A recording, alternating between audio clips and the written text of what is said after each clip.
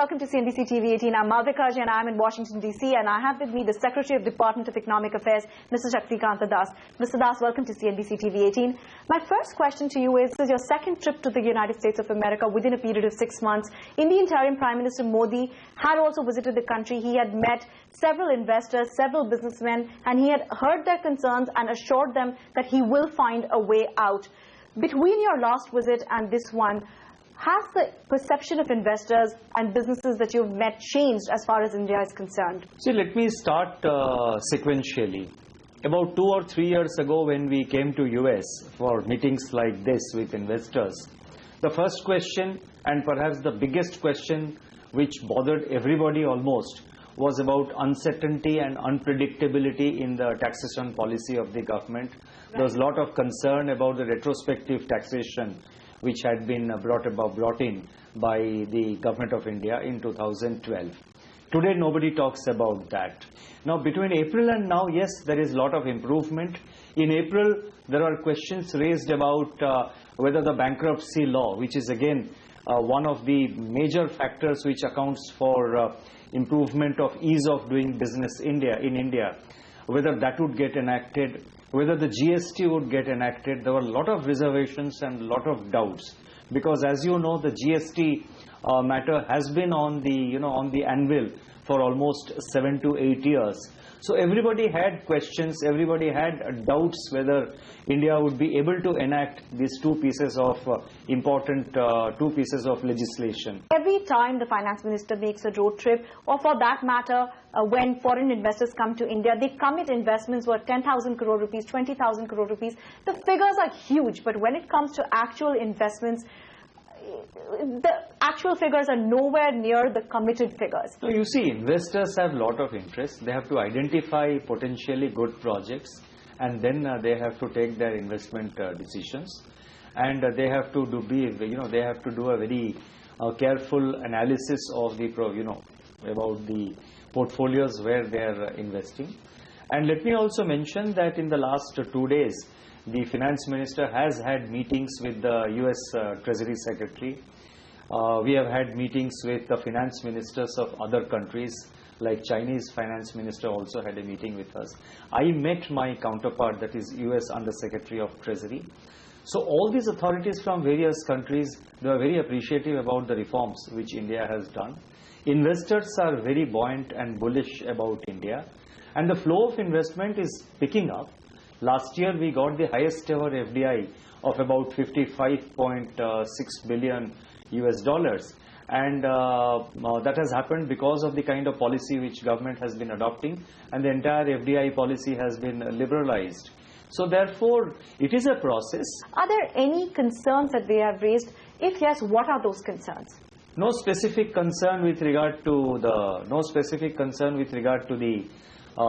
to the investors' climate. People want things to continue, and they want to, naturally they want to hear it from the authorities about how what will be the future outlook.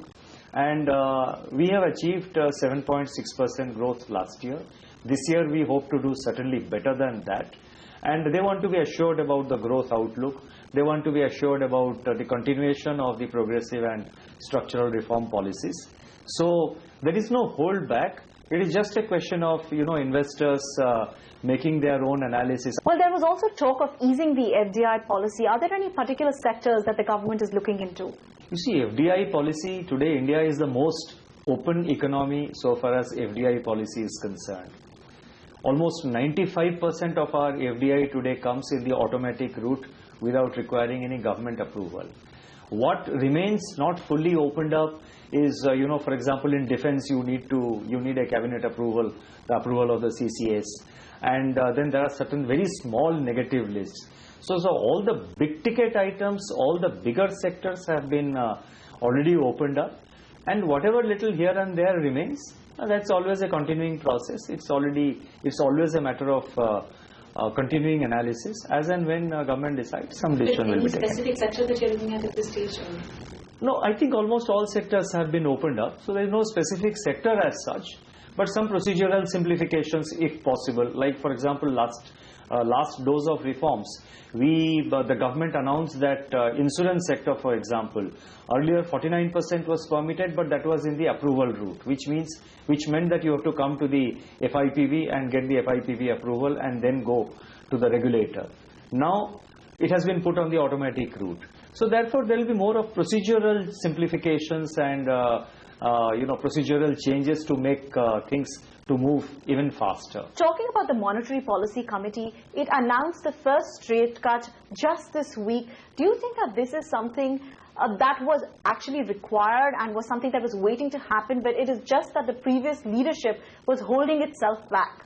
No, I would not like to comment and differentiate between the previous leadership and the present leadership. These are institutions, continuing institutions. The Reserve Bank is a continuing institution, and I'm sure the Reserve Bank has analyzed all respects they had analyzed earlier, and now they have analyzed now.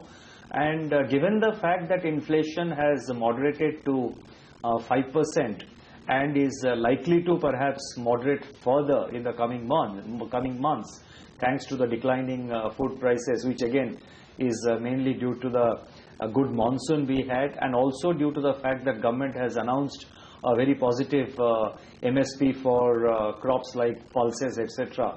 So therefore, today the environment is probably far more conducive for reducing the policy rates, and the Reserve Bank has reduced by 25%. But having said that, let me also mention that reduction by the Reserve Bank of India has to be followed up by transmission of this reduction, transmission of these rates to the by the banks to the eventual customers.